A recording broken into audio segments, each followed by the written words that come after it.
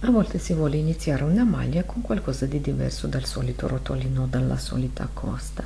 Allora si può fare questa che sembra una sorta di passamaneria. Si può iniziare con qualunque avvio, si sviluppa poi su 3 ferri e queste sezioni possono essere lunghe a piacere.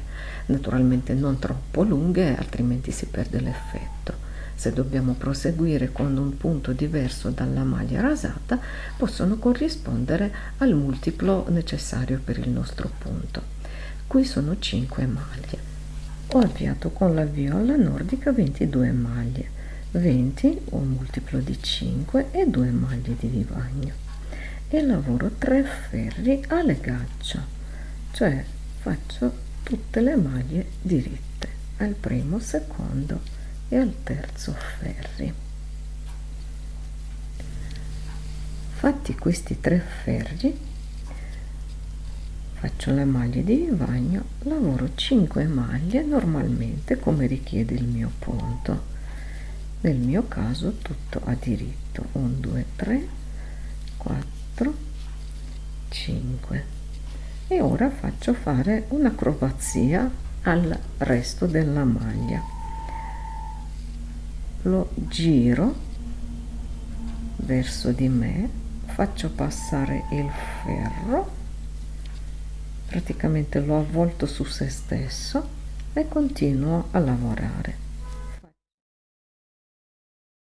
Altre 5 maglie, 1 2 3 4 5 e di nuovo giro il telo restante, lo porto lontano da me, gli faccio fare un giro attorno al ferro, il ferro passa per di sotto e continuo a lavorare. 1 2 3 4 5 e di nuovo faccio girare, porto il ferro